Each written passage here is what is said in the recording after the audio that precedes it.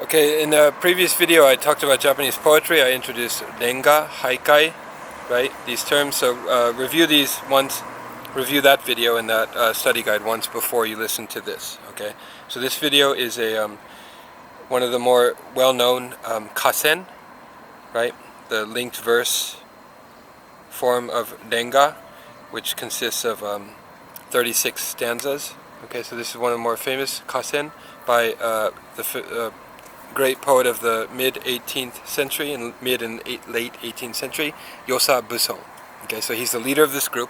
This Kasen was composed in a single sitting in 1774 with Buson as the leader and two other poets, Kora and Kitō. Okay, so the information about these poets and the background will be in the file that I send to you. Okay, and this is included in Cheryl Crowley's book, Haikai Poet Yosa Buson and the Basho Revival. Okay, so I'll have the link to that book in the description below. You can purchase the book and read it on your own. And she provided the translations too that I'll be reading. Okay, so I'll be reading this Kasen in the Japanese and the English from beginning to end, with occasionally reading from Crowley's commentary about the each verse. Okay, so there's a lot of allusions and references to classical Chinese poetry, classical Japanese poetry, and so forth. And it's hard to make sense of the poems without this commentary. So I won't read all of the commentary because there's quite a bit, but I'll read the most important parts for each stanza. Okay, so for the full commentary, read the file that I send you. Okay, so Buson, Kasen. This is a Kasen titled Rape Flowers, Nano hana ya. Okay, and the title comes from the first stanza, or the hokku, right? Na no hana. Na no hana in English is the rape flower, a kind of flower. Okay, so the Kasen begins with Yosa Buson, stanza 1 by Buson. Na no hana ya, tsuki wa higashi ni, hi wa nishi ni. Okay, so it starts with 575. The next stanza, or the waki, is 7-7. Stanza 3 is back to 5-7-5, right? And you have this syllabic rhythm continue all throughout until the final stanza, stanza 36. Okay, so Nano hana ya, tsuki wa higashi ni, hi wa nishi ni. Stanza 1, and the English translation is rape flowers. The moon in the east, the sun in the west. Okay, and Crowley provides the following commentary. In a field of blossoming rapeseed plants that blankets the landscape in yellow, the full moon rises in the east and the sun sinks into the west. Scholars have pointed out the similarity between this verse and the second of Tao Yuan Ming's untitled poems. Okay, so there's an allusion, a subtle allusion to a famous Chinese poem, and she provides the poem there. It also alludes, she adds, to this following verse by Kakinomoto no Hitomaro. Kakinomoto, of course, is one of the major poets from the Manyoshu, whose poems include the Manyoshu. So this poem alludes to a poem from volume 1, poem number 48, in volume 1 of the Manyoshu, and she provides the information here. And she notes that this Nano hana ya by Buson inverts the scenery. Okay, so allusions in Edo-period haikai, don't just repeat the classical poem, they invert it, right? They change it, they provide a variation of it, right?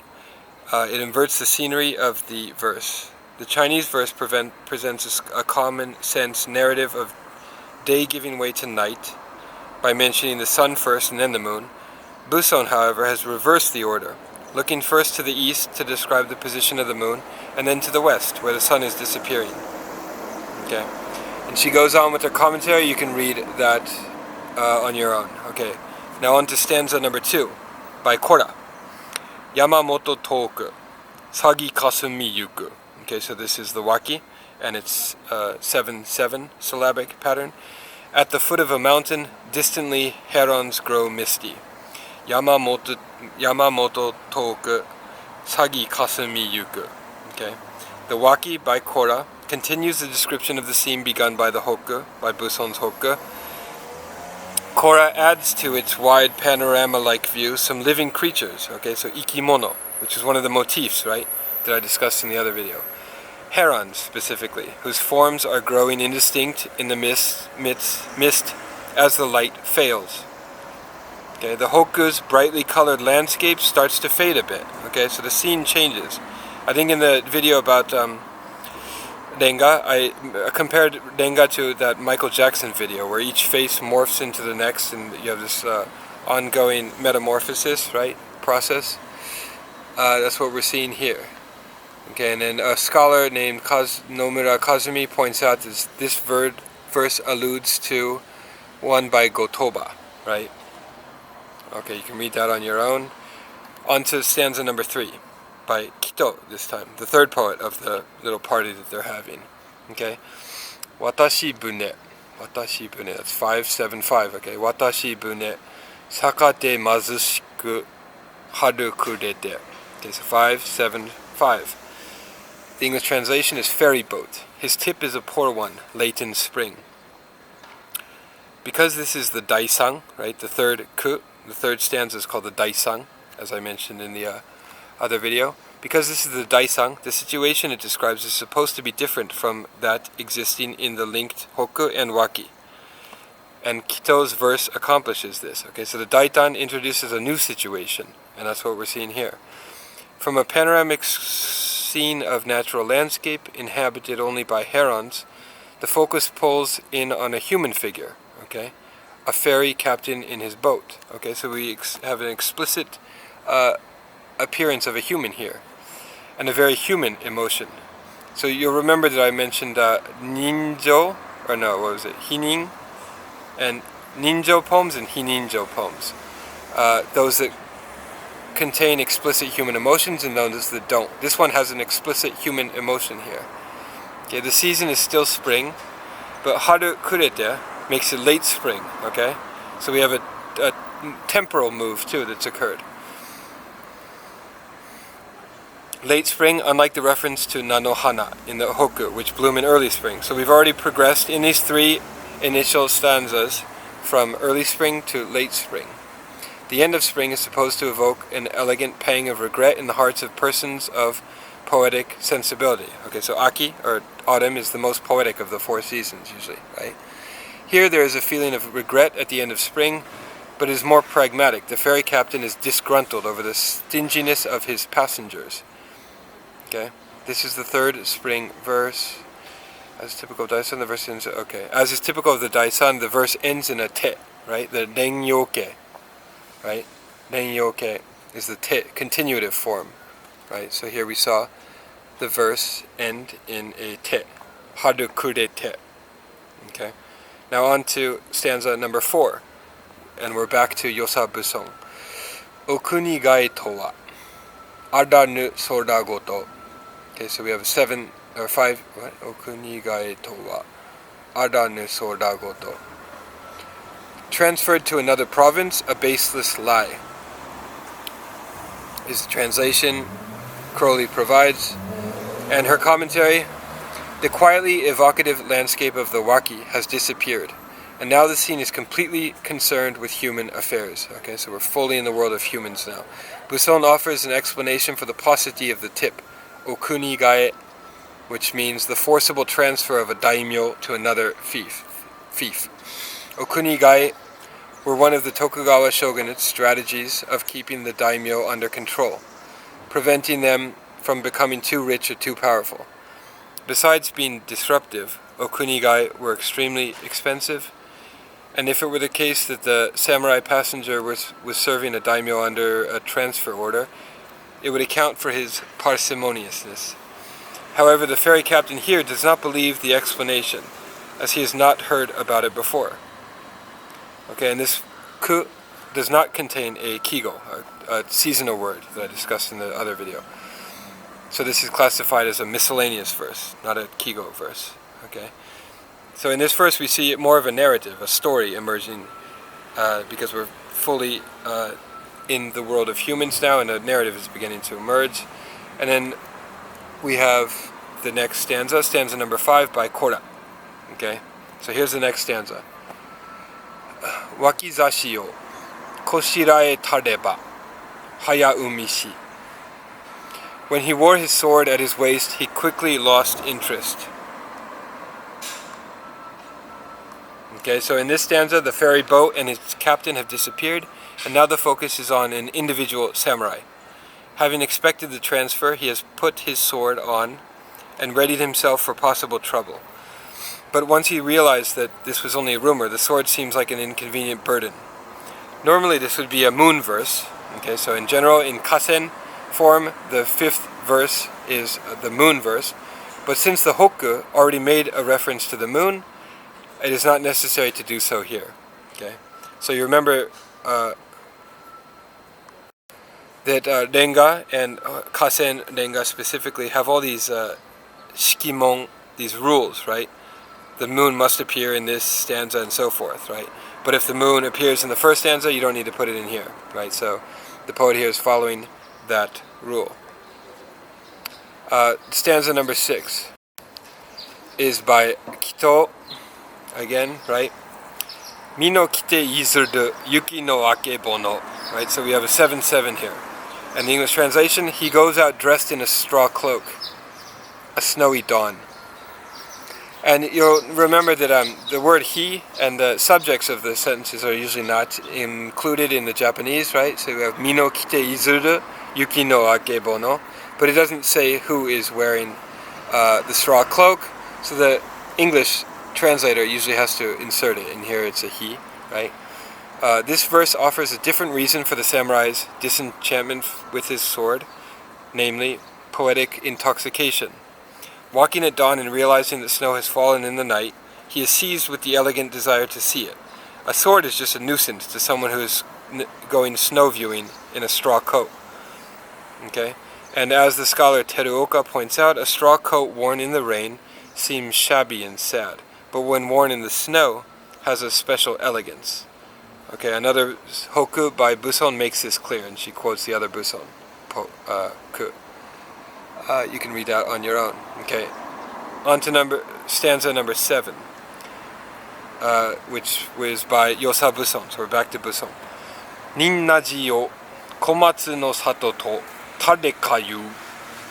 Okay, the English translation is Ninnaji. Some call it Komatsu village. And the commentary says, Buson takes another view of the elegant person in the Maiku, imagining that his journey through the snow takes him through the area around Ninnaji, the temple near Kyoto, in Omuro, that he alludes to in the hokku. Have I run into Matabe? Okay. Alright, so this is about some allusion that is included there. And more about Ninnaji in the next stanza. Okay, stanza 8 is by Kora. Koishiki hito no uma tsunagitari. Koishiki hito no uma tsunagitari. The beloved one walks leading a horse. Alright. Here, Ninnaji evoked associations with male homosexual love, the love between a chigo, or a page, a Buddhist page, and his older patron, not necessarily a Buddhist page, a chigo. In the 1676 Dictionary of Haikai Word Associations companion boat, there is the entry chigo ninnaji. So the link here is made by describing a man who has gone to the temple on horseback and is met by his lover, a young acolyte. Okay, this verse may also allude to the Heike Monogatari story, where I won't read all of that. You can read the connection between this stanza and the Heike Monogatari, the tale of Heike. Okay, on to stanza number 9 by Kitō. Fuki watasu ayame ga noki o shinobu ran. Placed in the thatch, the irises seem to languish over the eaves. Okay, so this verse, Crowley comments, fixes the time of year as around the 5th day of the 5th month. Okay, so you remember all the months are given in the lunar calendar, the 5th month, and the first month is the first month of spring. So the 5th month is sometime in summer, right? in our mid-June or early July. Leaves of iris were put into the thatched eaves of homes as far back as the Heian period. They were thought to dispel evil spirits as well as harmful insects. Shinobu, the verb shinobu, is a very important verb in classical literature, you see it all the time, has multiple meanings. It can mean to hide, to visit a lover secretly, to long for or to remember, to endure suffering. The identity of beloved person in the maiku is changed. It now seems to be a young woman, okay? So the homosexual reference in the previous stanza has now morphed into a heterosexual relationship. So the lover becomes a woman for whom the person who decorates his thatch with irises is longing, okay? On to stanza number 10 now. We're back to Yosa Buson. Ame ni mo narazu, yagate hitomosu. Okay, so it's a 7-7 stanza. It has not rained. Finally, they light the lamps. The 5th month is the beginning of the rainy season. And the maiku's reference to the 5th day of the 5th month festival, the Tango no Sekku, celebrated as Children's Day in our modern period, right, prepares us to imagine a day of rain. Toward the end of the day, the rain has stopped and the lamps are lit. Okay, the scholar Teruoka notes that the 5th day of the 5th month was also called the medicine day, the yaku-bi, kusuri-bi. Okay, stanza 11 now by Kora. Okay, so now we're back to a 5-7-5 stanza. Shaku hachi no keiko kururi to narabi ite. In the English translation, at shakuhachi practice, they are lined up in a row. So she notes, Kora imagines the quiet evening scene of the maiku as the setting for shakuhachi practice, okay? So Kora is taking things that are implicit in the previous ku and bringing them out in his ku, right? So that's what renga is essentially, what kasen and renga in general is essentially. It's finding what is implicit in the previous stanza and making it explicit, right? Okay? So you can't just change the scene altogether. You can't make up an entirely new setting. You have to draw from what is implicit in the previous stanza and bring it out in yours. That's the art of renga, essentially. Okay, it seems likely, given the direction that the following verse takes, that the shakuhachi students, shakuhachi of course is the instrument, right? The shakuhachi students here are monks, possibly komuso monks of the Fuke sect. Okay, komuso is a kind of monk. You can look that up. They usually wear the fancy hats, right? Kitō is the poet of the next stanza, right? So we have another 7-7 here. Zoku todae yo to oyake no fure. English translation, catch the criminal, says the official notice. Okay, so here in this stanza 12, Kitō recasts the scene, okay? Recast is a good word to keep in mind when you're reading renga, right? You take what's implicit in the previous stanza and recast it as something new, right? Shiko and sekai are two important words in classical, or in Edo period literature and theater especially, and I'll explain those in another video later, but make a note of that right now. Shiko and sekai. Alright, so Kitō recasts the scene as one in which an official government order has come, urging those present to catch a criminal. Komuso monks wore large basket-shaped hats to cover their faces, and were frequently ronin, or samurai who had committed criminal acts or joined the priesthood to atone for their crimes. Because their lifestyle meant that they could travel around the country anonymously, they were sometimes used to track down criminals. Okay. Stanza 13 now is, we're back to Yosa Buson, the leader of the group. Wase karite okute mo etaru kokoro nari. The early harvest gathered, and the feeling of the late harvest in as well. Okay, so here Buson takes the official notice of the previous stanza as an announcement of the rate of the annual tax. Here the person who has received the notice, the village leader perhaps, is relieved because the early crop of rice was a good one, and the second crop is safely in as well. The maiku, okay, the maiku is the previous ku, right, in contrast to the tsukeku. The maiku's injunction to take torae, the criminals, has been realized in the tsukeku here as wasekarite, the early rice brought in. And etaru kokoro, a feeling of having achieved something, right? Etaru is just the old way of saying eta, the kakoke, right? In Dentaike. This is an autumn verse, okay?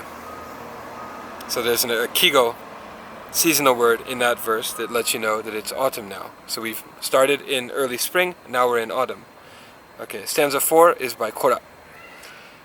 Tenki no tsuzuku Omiji no aki. Okay, autumn on the Omi road, where the weather is holding. Okay, so this stanza 14 by Kora is a light verse, which specifies the location of the maiku's action and opens out into a description of landscape. Okay, this is the second autumn verse, so we're still in autumn, and it reinforces this fact that we're in autumn. Okay, we're only about halfway through now, so almost halfway through now. So I'm going to have to pick up the pace and read a bit faster. Stanza 15 by Kitō. Monzen no fune toki idasu tsuki no kure. Untying the boat before the gate and departing, the setting moon. Okay, so the Omi Road runs near Lake Biwa, and this verse introduces a scene that takes place at the lakeside. The word monzen can mean in front of the gate of an ordinary house, though it also has the implication of the gate belonging to a temple. Tsuki no kure, the setting of the moon, can also mean a moonlit evening. This is the third autumn verse. Okay, so once again we're reinforcing the fact that we're now in autumn. It is also a moon verse, okay? So remember, one of the shikimon says that the moon must appear, the motif, the image of the moon must appear in verse 15 in the Kasen form, okay? Which would ordinarily belong at number 13. Okay, so the shikimon it says that the moon should appear in 13, but here appears in 15. And whenever they break the rules, of course, they're doing it intentionally and deliberately, and they're aware of the rules, but breaking them for some reason. Alright, stanza 16 now, back to Buson. Deshi no souzu wa yoki koromo kite. Buson imagines the boat's passengers as a disciple priest, a deshi no souzu, and his master. Okay, souzu is a relatively high priestly rank, so the disciple priest's master must be quite a grand personage. The implication here is that master and disciple are traveling together. There's an element of humor in the contrast between the priest's fine robes, right, his yoki koromo, and the rickety boat. Okay, the rickety boat that appears in the maiku, right, the previous stanza. Okay, stanza 17 by Kora. Hana no naka, kachu no shu ni yuki ainu. Amid the blossoms, he runs into the daimyo's retainer. Okay, so here Kora expands on the suggestion of colorful finery in yoki koromo of the previous maiku, the previous stanza, and Kora adds a scene of a cherry blossom viewing party. Okay, so he adds a new scene of a hanami party, right? Someone, perhaps a townsperson, runs into first the priests in their splendid vestments, then a local samurai, out enjoying the beauty of the blossoming cherry trees. This verse is a blossom verse in its proper position. Okay? So the blossom, the sakura, should appear in verse 17, according to the shikimon rules of Kasen, right? Okay, next we have Kitō's verse, 7/7 syllabic rhythm verse, that goes like this. Kabuki no mane no hayaru kono haru. This spring, with kabuki imitation so popular. Okay, so the priests have disappeared here, and Kitō now makes the scene into one in which the crowds out for cherry blossom viewing are gathered around a small stage to watch amateur kabuki. Okay, So in the previous verse, nobody's watching amateur kabuki, but here they are, right? He's added a new element, right? The real performers all came from professional kabuki families, but fans often learn their favorite parts and perform them for their own amusement. In Kitō's Diary of a Journey, Yado no Nikki, another work that he wrote, the verse ended in the words kono goro. Okay, so he included this poem in a later diary journal, published 2 years later. However, since a spring verse like the Maiku was supposed to be followed by at least 2 more verses, kono haru is a stronger choice. Okay, we are now halfway done. Let's go as fast as possible so we can get through this. Stanza 19 is by Yosa Buson, and it goes like this: Nagaki hiya, makie no choudo, ito washiki. Long spring days, the lacquered furnishings are extremely hateful. One interpretation of this verse suggests that both the kabuki imitation and one's richly decorated lacquer furnishings are distasteful on a long spring day, which is assumed to be accompanied by a feeling of tiredness. Another states that being stuck inside all day with one's fancy furnishings is hateful if one would rather be outside enjoying the kabuki performance on a long spring day. This is the third spring verse, okay? So we're back in spring for the third time, right? This is the third spring verse. So we started in early spring, right? We went through autumn, and now we're back in spring. Kora writes the next verse, verse number 20. Minori no michi ni kokoro yosetsu. One's mind in drawing close to the way of the sacred law. So here Kora proposes that the reason the person in the previous verse has come to find his lacquer furnishings distasteful is that he has awakened to the truth of the Buddhist law. Buddhism teaches that all the things of this world are illusions, and an enlightened person is indifferent to luxury and glamour. Okay, so there's sort of a Buddhist didactic message thrown in there in stanza 20. Verse 21 is by Kitō, 575 verse, Furusato no tsuma ni fumikaku sayo fukete. Spending the night writing a letter to his wife at home. So here Kitō describes behavior that might be expected from someone who has taken up the Buddhist practice. Perhaps it is a pilgrim who is writing to his wife, or a member of some devotional group, like the Hachi Tataki, itinerant mendicants who wandered through the countryside beating on gourds or bowls or asking for alms. Although an enlightened person is supposed to be free of attachments, he still feels the need to stay in touch with his wife. Okay, so the somebody who's taken up the Buddhist practice, writing a letter to his wife, is not included in the previous Maiku, but here he suddenly appears, right? He's taking what's implicit in the previous ku and making it explicit here, like in the Michael Jackson video, you have morphines into the next characters and so forth, right? Stanza 22 now, back to Yosa Buson, the leader of the group. Waka daishou ni tanomareshi no, receiving orders from a young general. Okay, so here the identity of the letter writer is changed once again to that of a samurai, on whom a young commander relies. He is writing the letter because he does not know when he will be able to return home again, or perhaps he wants his wife to do something for the sake of his commander. Buson's verse is suggestive of some larger narrative, but it does not appear to allude to any particular literary work or historical event.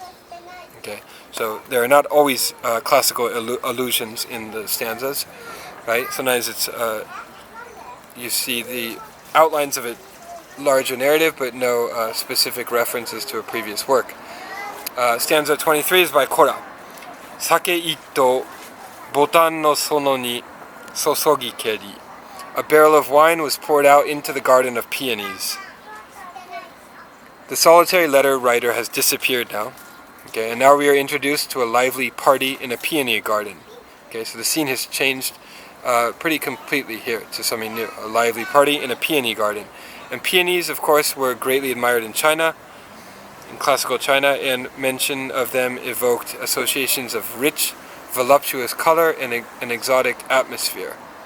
Takai Kitō, okay, so that word that appears in the first part of the ku, comes from a poem by the great Chinese poet of the Tang Dynasty, Du Fu, who said that, his poem says that Li Bai, the other great Tang Dynasty poet, drank a gallon of wine, right, asake itto, and wrote 100 poems after drinking it, or while drinking it, right? So it's a famous reference to Li Bai's 100 poems written while drunk, okay?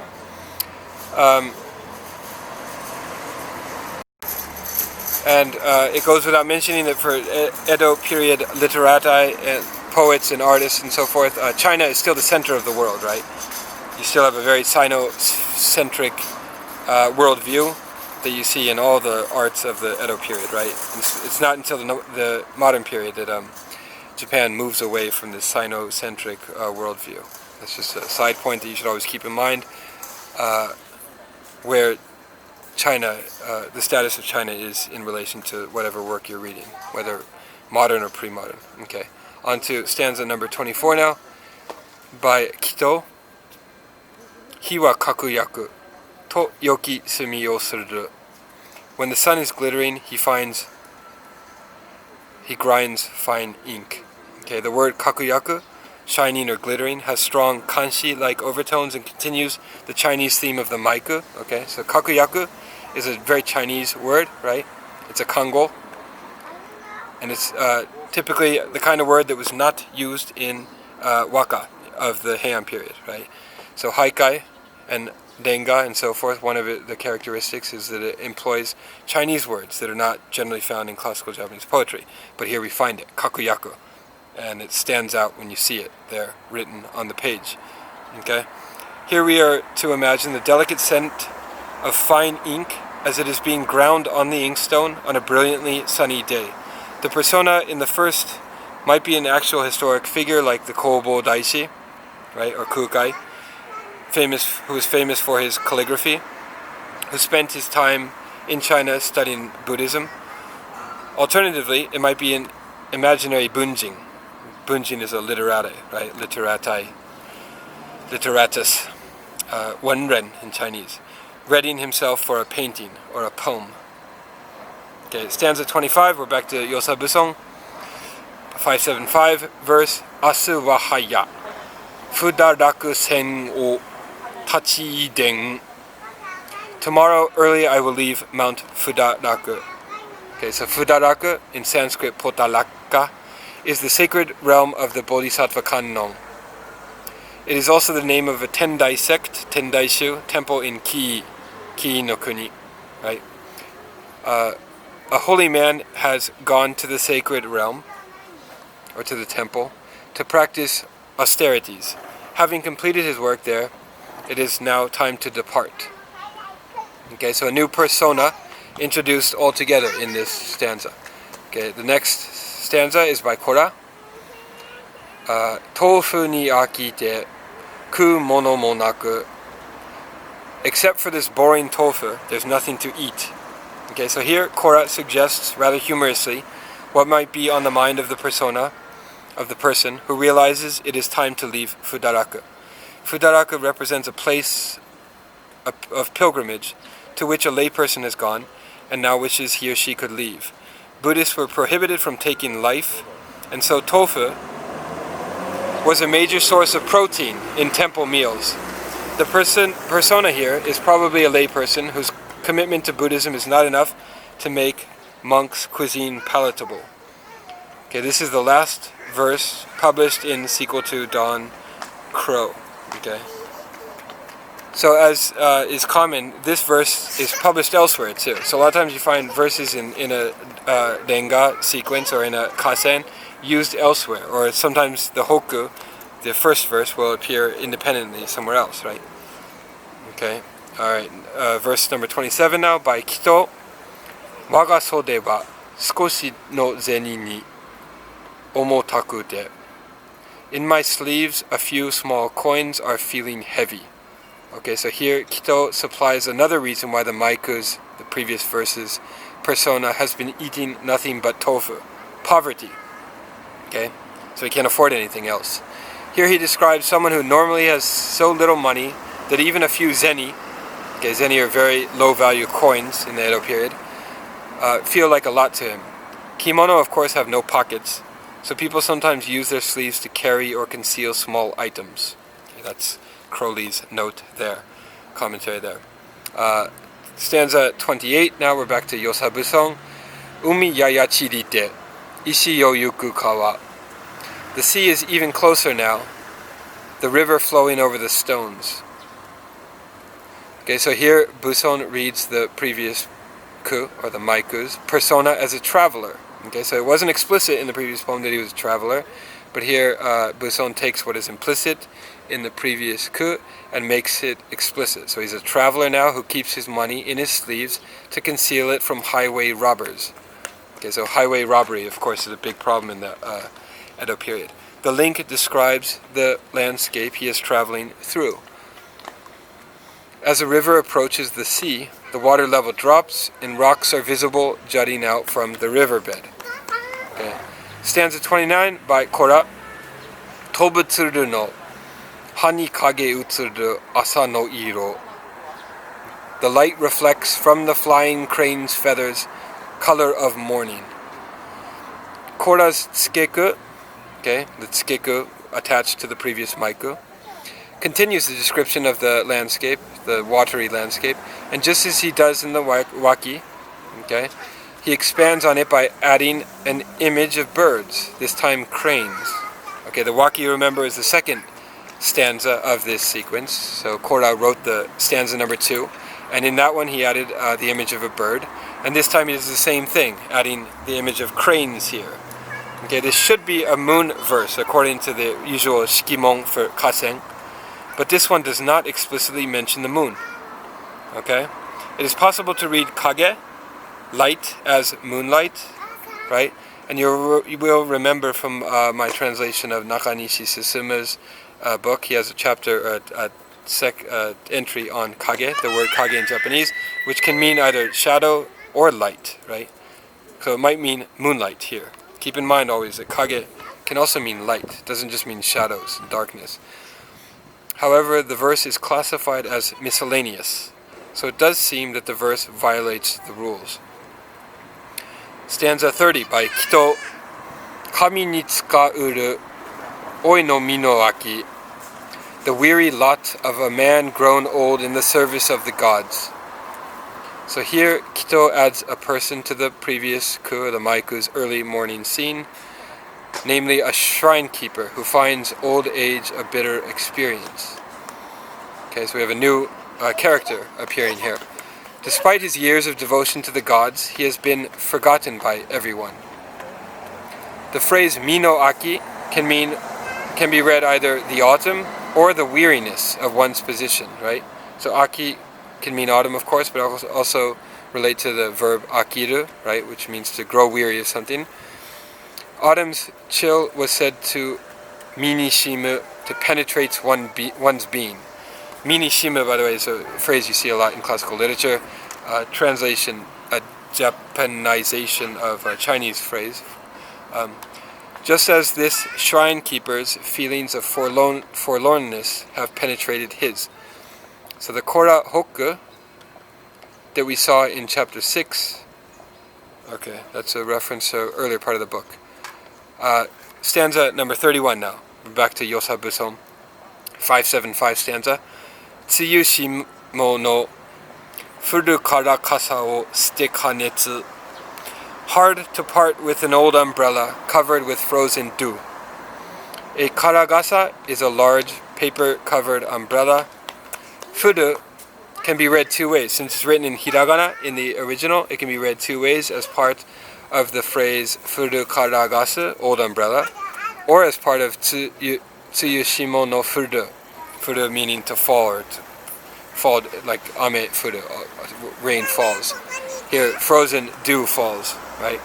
Okay, so when a poet wants a term, a word, to be read ambiguously or in a double sense, he or she will avoid using the kanji and instead write it in hiragana, right?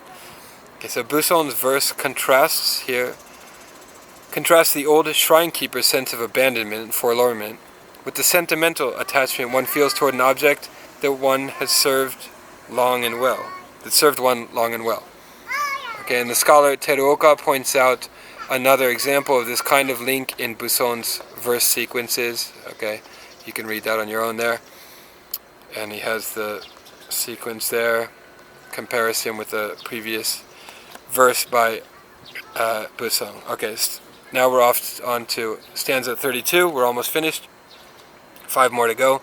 This one is by Kora. Kane o kasuga no sato e yado gae.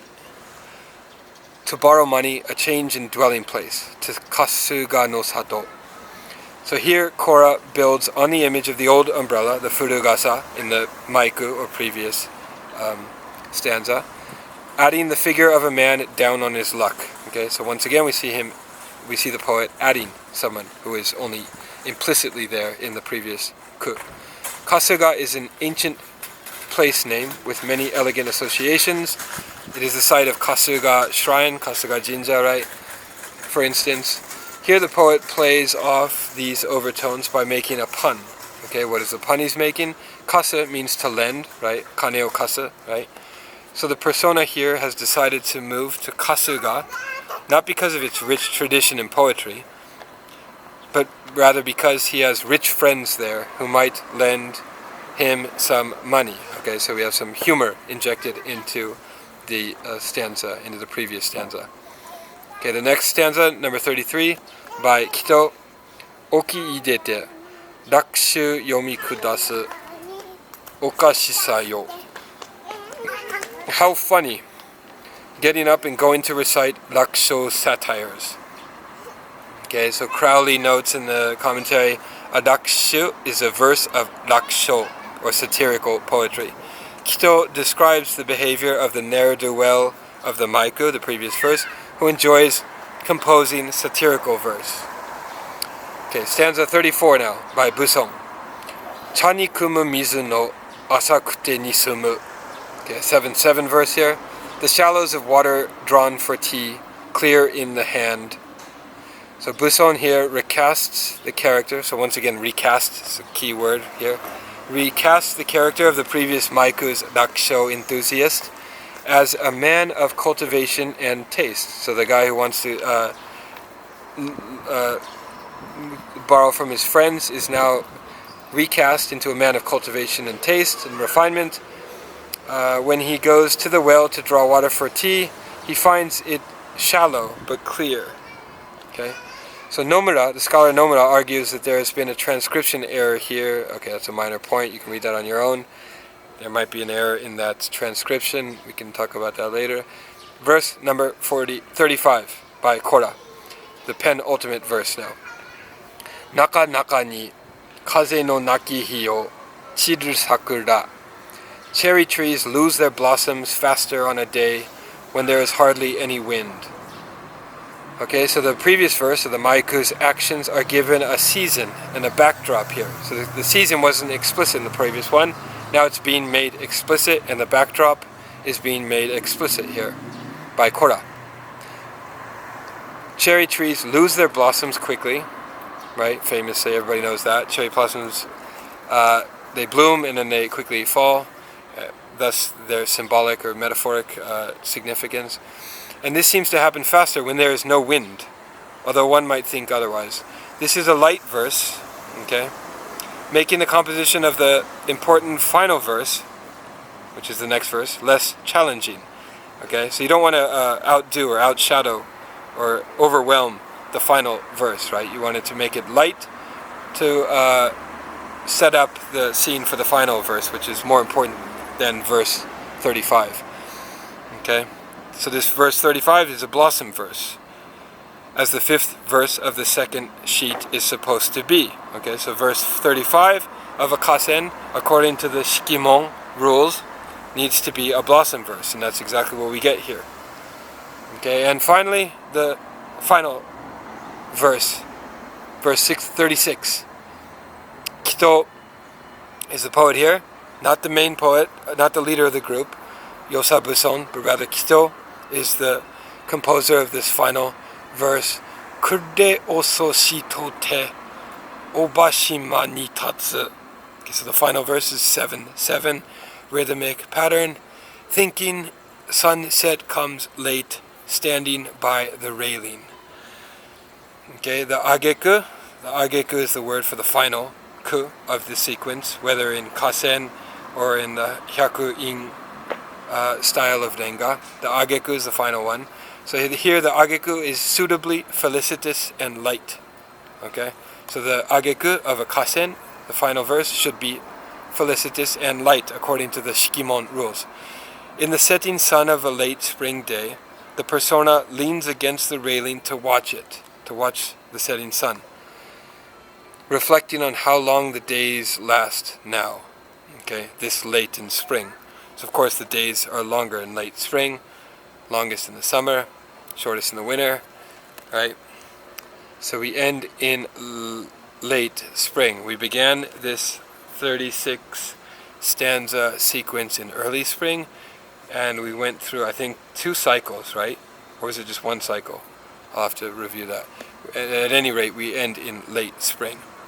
Okay, that concludes our commentary and our recitation of Yosa Buson's famous Kasen Nano Hana Ya, right, the rape blossom, along with his 2 poetry friends, right?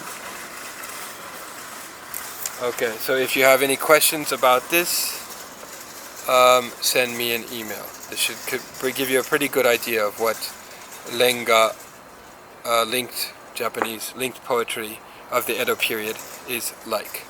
That is all for now. Bye-bye.